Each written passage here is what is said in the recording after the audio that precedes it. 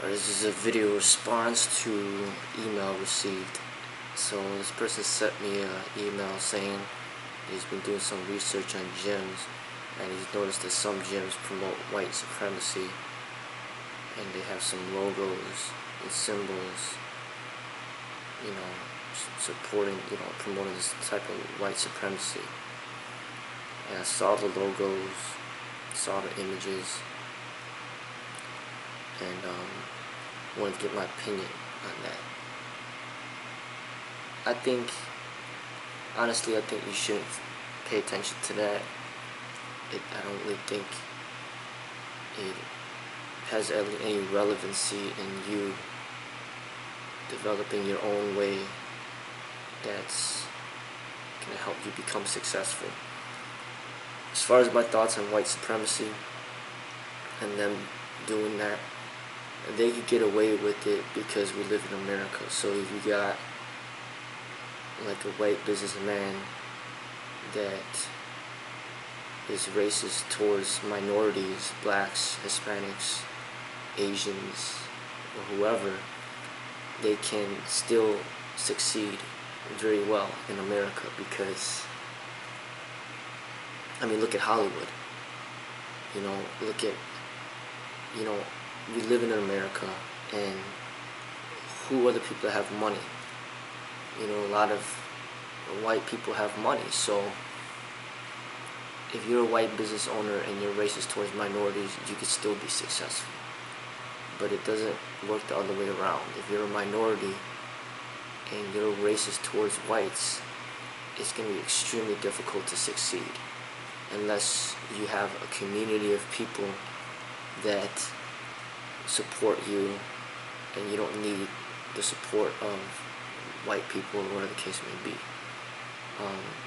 You got some people they develop like Chinatowns, and they only hire Chinese workers, and Chinese people are all over Chinatown, and they're spending money within their community. Then they don't need the support of white people. If these traditional Chinese people want to be racist towards whites, they can be racist all they want, because it's not going to hurt their pockets, because they're getting support from their own people. And look at the hip-hop industry, for example. It's like all blacks, and they could be racist towards whites all they want, and they still can support each other. So racism will only work if you get the support of your people, right? But when you live in America, the people that have the money are typically people that are white. And if you are racist towards white people, you're pretty much saying, I want to go out of business, I don't want to make money. You're not going to be able to succeed, because a lot of the minorities, they don't have money.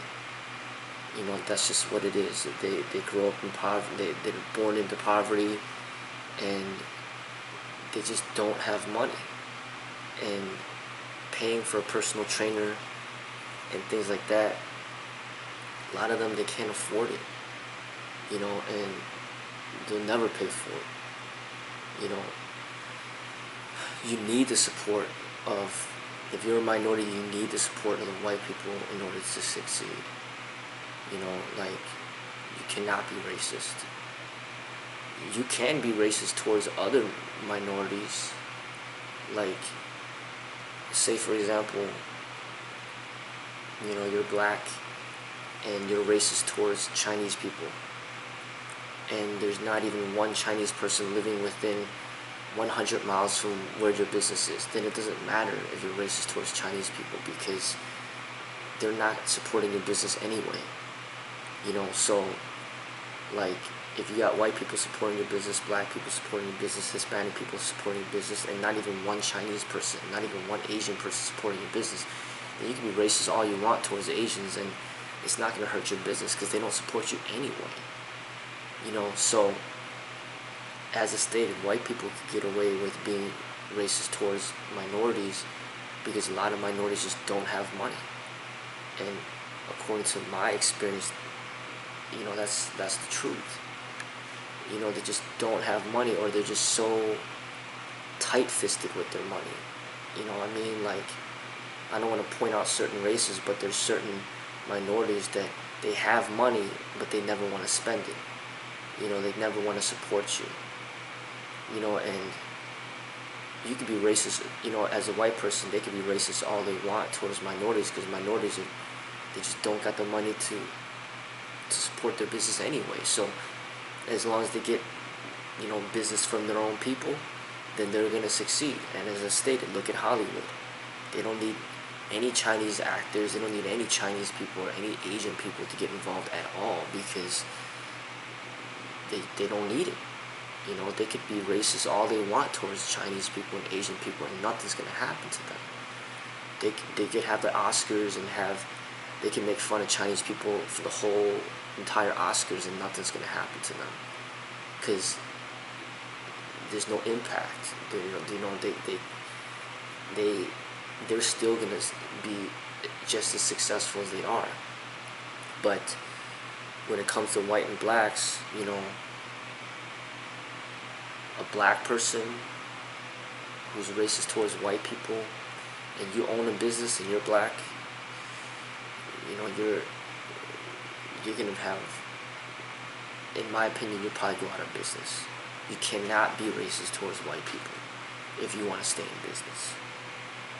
And not just white people, but even gay people. You can't be like discriminating against gay people.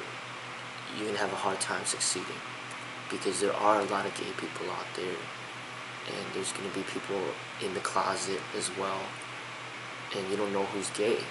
You just don't know, and you don't know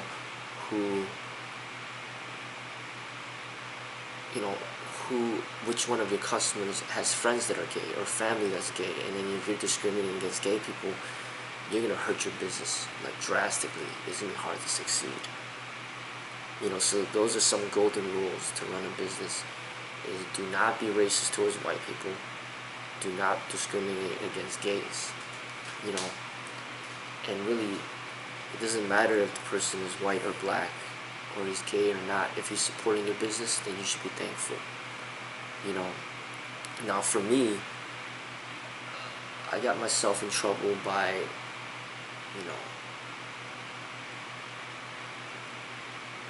making it appear as if, I had a problem with, people,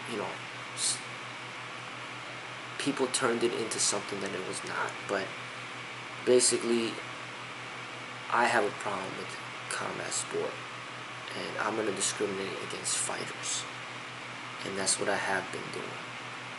I don't want any fighters in my school, and I'm willing to go out of business if that's the case. And oh well, there's certain things that you're going to stand strong on, and that's what I stand strong on. But you cannot discriminate in a business. You cannot discriminate based on race or sexual orientation. It has nothing to do with anything. But if you discriminate based on character, based on a person's criminal history, based on a person being disrespectful, based on a person not being a right fit for your gym or your school, or every gym, no matter how small or big, has rules and regulations. And if you don't respect those rules and regulations, then you don't belong there. So you're allowed to have your set of rules and regulations and what you expect out of your customers or your students or whatnot. And you got to be smart with it.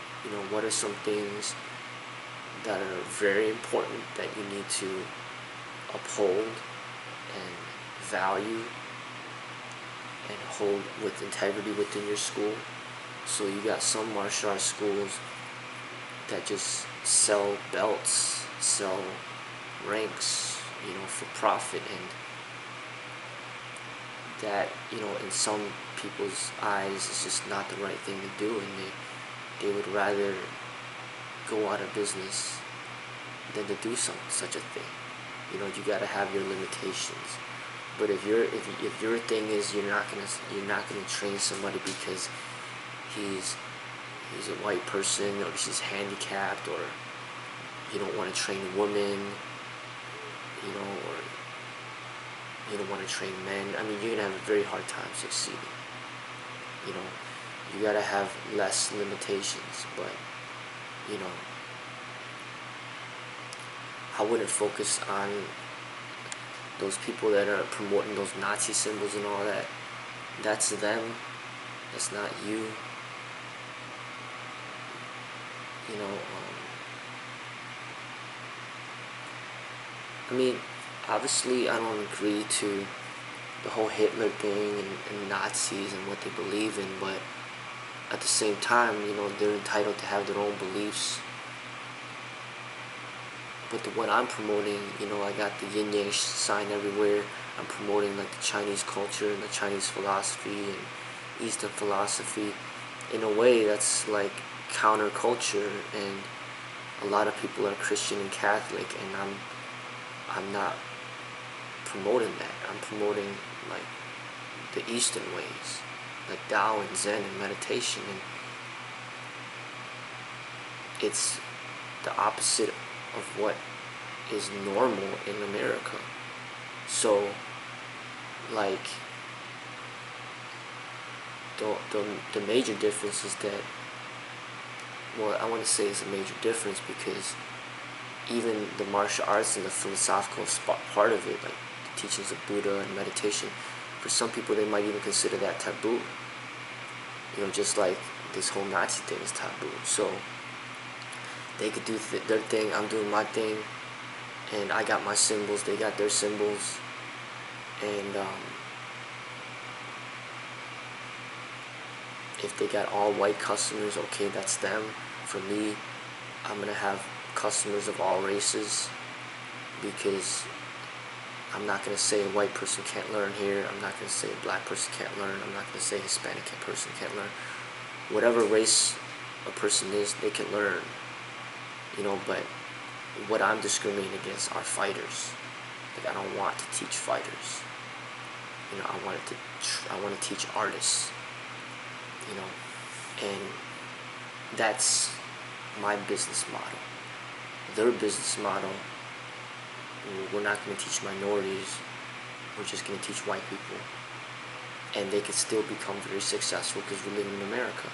But if they lived in China, and there's not one white person in China, and they try to open up a business and they try to say, hey, you know, I'm only going to teach white people, and then they're surrounded by Chinese people, well, they're going to go out of business very quickly, because if everybody around them is Chinese and he doesn't want to teach Chinese people, there's going to be some problems there, because he's not going to be able to make any money at all. You know, so as a business owner, if you want to be racist, you have all the right to become racist, but it's just going to be harder to be successful being a racist. You know, so it's just not smart to be racist. As far as business is concerned, it's not smart to be racist. You know, and it's even against the law to be racist. You know, like, you can't be openly racist while operating a business. And, you know, the business authorities, they're going to come in and shut down your business. So these white supremacists who are operating these businesses, they can't make it like very outrightly racist. They can't say, oh, you know, we don't serve black people and whatnot. They could treat minorities with disrespect as they're trying to serve them, to discourage them from coming back. But they can't really be openly racist. If they are, you know, they'd pretty much be shut down, you know, because it's against the law, you know, and it's just, it's there, it exists. As I stated, Hollywood, instead of saying, oh, you know,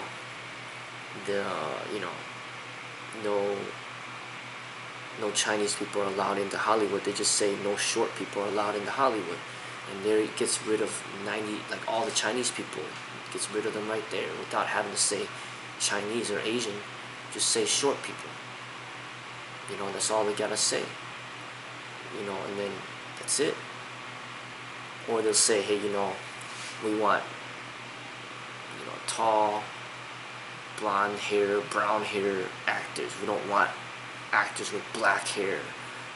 So then that's another way for them to go around the loophole and not just outrightly say we don't want Asian people in our films. They just say we want these actors with brown hair that are 6 feet 2 inches at least and whatever.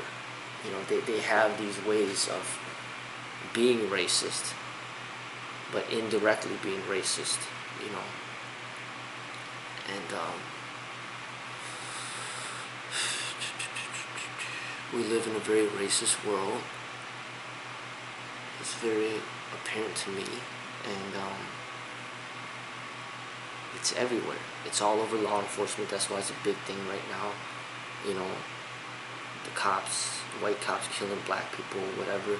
Even when I was in law enforcement, they were being racist towards me, and then I would see racism happening right before my eyes. And it's all over the media right now with all the injustices going on, and you see racism in Hollywood. You see it in movies where they're making fun of certain races. You see it in the Oscars with Chris Rock making fun of, the Chinese or Asian people. I mean, racism exists, and if you're a minority, you're gonna have to learn to deal with it. And when you run a business, you just have to open your eyes to see that not all white people are racist, that there are really, good people out there of all races. And what's really important are the people that support your business. Like, who are the people that are supporting your business? Those are the people that you have to learn to love. No matter how they look, no matter what their sexual orientation is, no matter what their race is, no matter what their gender is, if they're supporting your business, you better learn to love them. And that's an important business model to follow, in my opinion.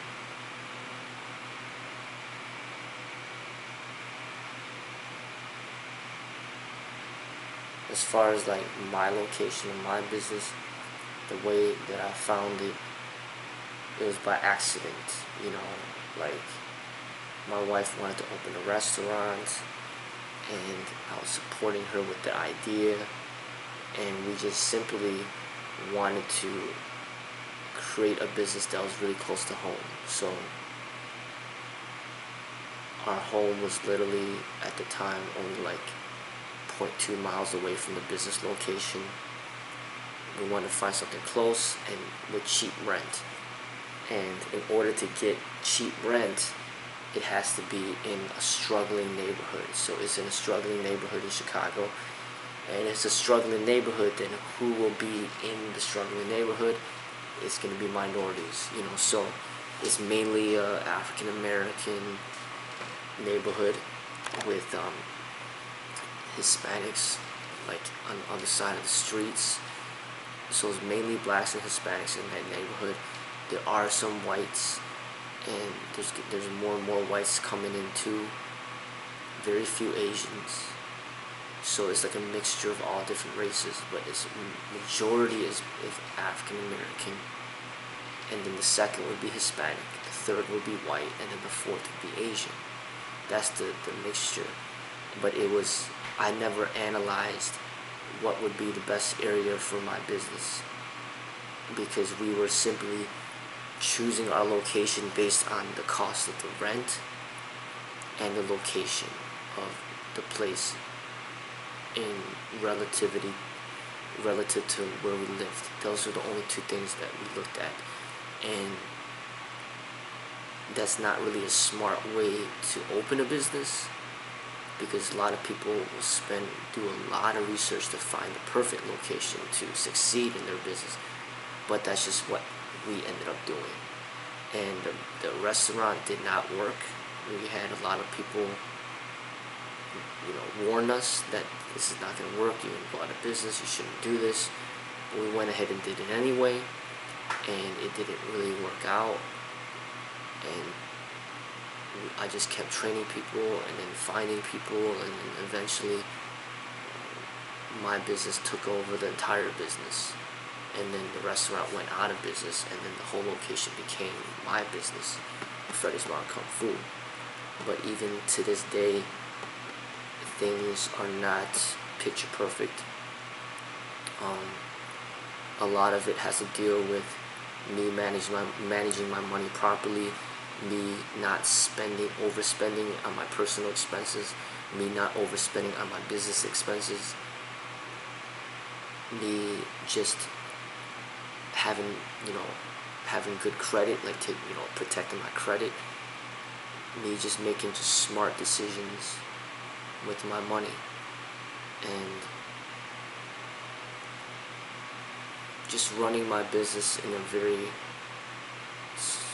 efficient way without depending on the help of outsiders where I gotta pay out a bunch of money. Like, my business is not something that's gonna make me rich, but it's something that's fulfilling because I'm doing something that I love, and there's opportunities for growth, and just using business loans wisely, using credit wisely, managing money wisely, coming up with creative ideas of promotion, being patient, getting better and learning better ways to run the business, developing, certain skill sets that will enhance your business, utilizing social media, which becomes like a free way of advertising your business. Like, you gotta have a lot of creative, cost-efficient ways to promote your business, and that's what I do. That's how I stay alive. But also not being too rigid and stubborn with doing something a certain way. Like, if something's not working, I could get rid of that idea and then do something else. And also not being limited in just one way of making money. Like, I make money personal training, I make money teaching classes, I make money doing self-defense, I make money teaching martial arts, I make money teaching meditation, I make money teaching fitness, I even promote line dancing. And if the business doesn't work, then also making sure that my wife has a way, skill sets of which she could utilize so that she could start making money doing things that she would like to do. And then also getting help from my parents and family to have them manage their money properly, so then they can help me as if I needed it. And then me having ideas on how I can make money in other ways in case this way doesn't work. Just already being like prepared for that. Like, it's just creativity, finding ways to make money. The more money that you can make, no matter what you do, the easier it's going to make your business. So you might have to get a part-time job doing something. Maybe you're like a cashier at a grocery store, or you're a waiter, and then during all that time you're meeting all these people, and then that's how you could grow your business, because when they get to know you, then they might want to start training with you. So the more people that you interact with in your part-time job, it can enhance your own business, and then you could get to the point where your business is built up to the point where you don't need to do that part-time job anymore, and you can just focus primarily on your business. So it's like things like that. You gotta always come up with ideas on how to get your business to survive, because it's a very, very competitive industry out there, very competitive business world out there.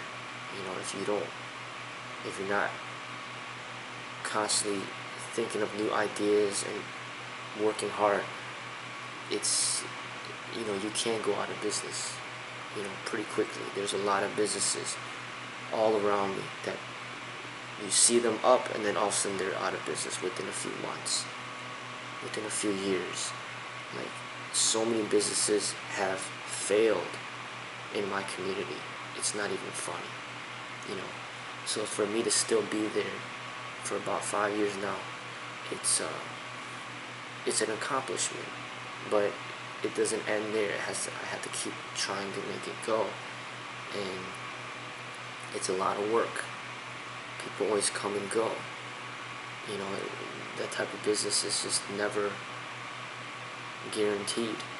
There's no job security. It's like 1 month could be going great, next month could go horrible, and you just always have to have it. You gotta be prepared. You gotta have that extra money to pay the bills if business ends up becoming slow. Or you gotta have a plan to find a way to make money doing something else in order to support your business.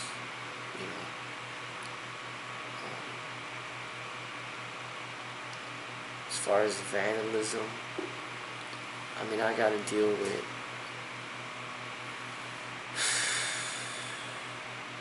like, I got criminals that are by my business. I got drug dealers by my business. I got thieves by my business.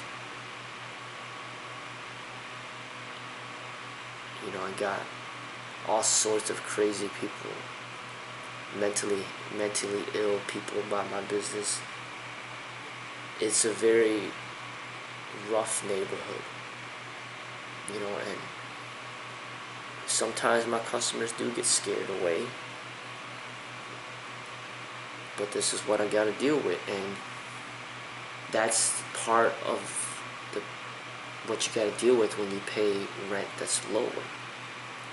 Because any other location, they're gonna charge double the rent, and if they charge double the rent, that puts more pressure for you to find customers, and customers are never guaranteed. And that's my train of thought. It's like, say I gotta pay $4,000 a month. For me to come up with $4,000 a month just to pay the fixed costs for my business, and then I gotta pay my personal costs at home, you're talking about I gotta generate, say, $6,000 every single month. And you know how many customers I need to generate $6,000 a month? And say every customer is only paying $100 a month. You're talking about 60. You need 60 students that are paying $100 a month just to break even. And that's a lot of damn pressure, and I don't want that. So that's why I rather choose a location where instead of paying $4,000 a month, I might pay $2,000 a month. Now I only need to make, say, $4,000 instead of $6,000. So then now per month, now I need 40 students instead of 60 students. I'd rather have lower rent, because if I could find rent a place for, say, hypothetically $100 a month, then I'll deal with what I gotta deal with, because $100 a month is nothing. All I need to do is find one student to pay the rent, and that's very manageable, So I'd rather look for a place with a very low fixed cost, so there's less pressure on me. I don't care to have a huge school with hundreds of students, and then I gotta pay $10,000 rent every damn month. I don't want nothing to do with that. I like to have this place where I pay a low monthly fee, and then I don't need so many students. I don't need to depend on so many students in order to stay afloat. Yes, I gotta deal with, crackheads and homeless people and people begging for money, and people, that might vandalize.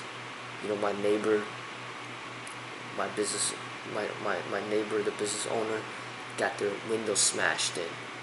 but they got it fixed the very next day.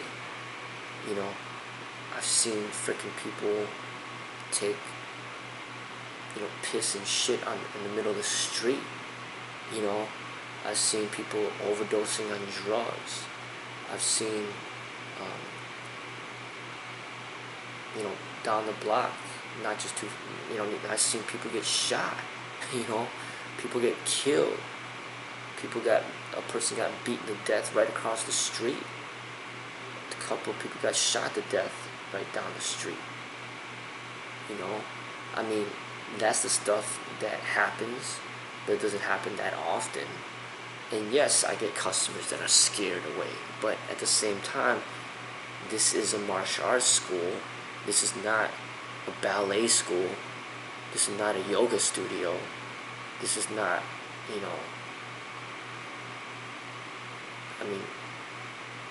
this is not a nail salon. I mean, there are nail salons all over by my business, but this is supposed to be for people that are supposed to be developing themselves to become warriors, to become like soldiers, to be fearless.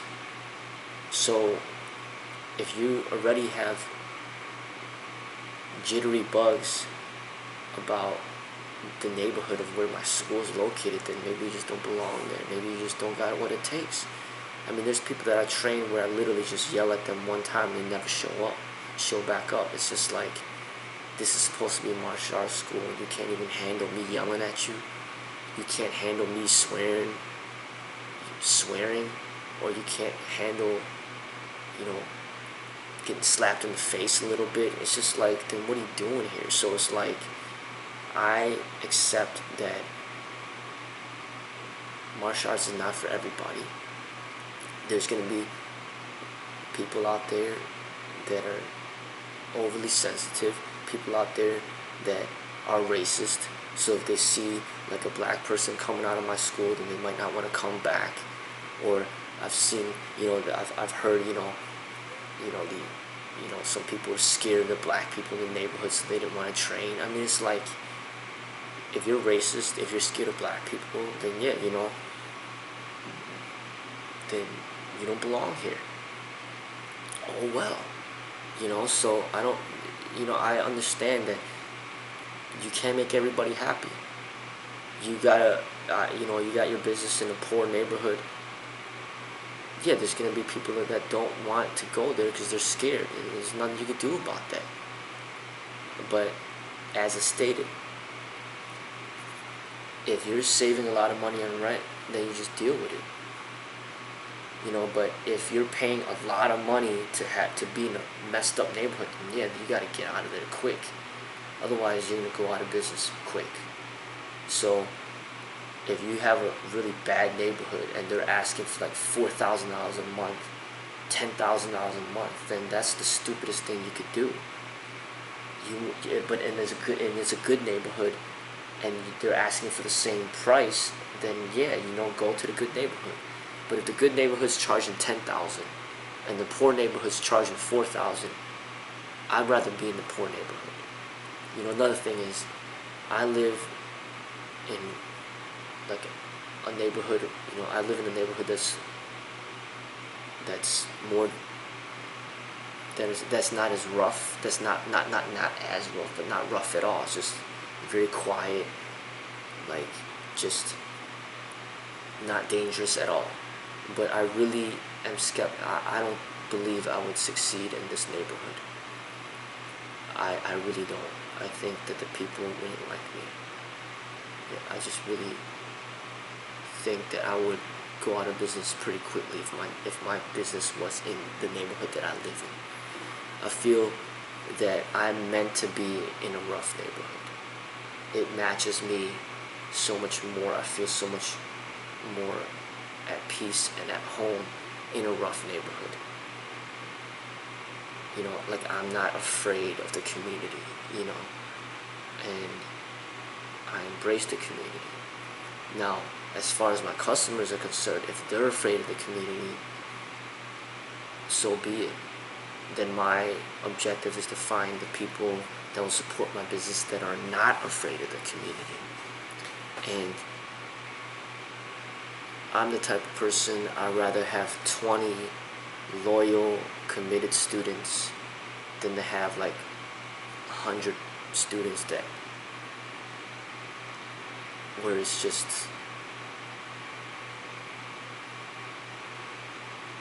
no bond, no connection. It's just come and go, just like a person going in and out of McDonald's. You don't even know who the hell is going in there. You don't even care who the hell is going in there.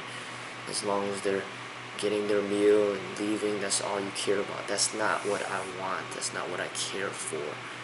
I want, like, kind of to like build a family through time, and to build that loyalty and trust within my students. And I want I want such loyalty within my students that it doesn't matter if I'm teaching them out of a basement, or if I'm teaching them outside, teaching them in their home, in my home, or in a good neighborhood or in a bad neighborhood. It's not about none of that. It's just about them connecting with me so much that they want me to be their trainer or their teacher or their sifu. Like, that is what's important to me. So there might come a day where the business shuts down, but it doesn't mean that I'm going to stop training, and it doesn't mean that I'm going to stop training people. I'll find a way to keep training people, no matter if I train them outside, train them at their home, train them at my home, train them in another business location, train them online. Like, I have the innovation to figure out a way to make it work, and paying a high rent, a high fixed cost is not the way. That's going to be the quick way to go out of business, unless you're able to get a business loan that's just so enormous that you just have money to just throw away. So, I mean, I didn't go this route, but there's people that have lending organizations that constantly contact me, offering me loans of up to like $250,000 or something like that. I mean, say hypothetically they approved me to get a loan for $250,000, then I could start opening up locations in well-established neighborhoods and start training all these different people and branching out and franchising, but hiring people and having a huge enterprise. But that's not for me. It's going to be too stressful, and it's going to be low quality, because in order to retain quality, it has to be a smaller group. You can't have quality in mass amounts. It just doesn't work that way. So that's how I do it. I'm not saying that I'm a successful business person, but this is just how I do it, because I combine business with meditation, spirituality, and just like a unique approach, because to me it's not just all about the money. A lot of it is about my personal happiness and staying true to the integrity of the martial arts according to my eyes. That's why I don't hire people, because people are not going to have a passion that I have for martial arts. They're not going to be able to represent it the way that I want it to be represented, and I got to do it myself. That's the only way to do it, the way that I see it,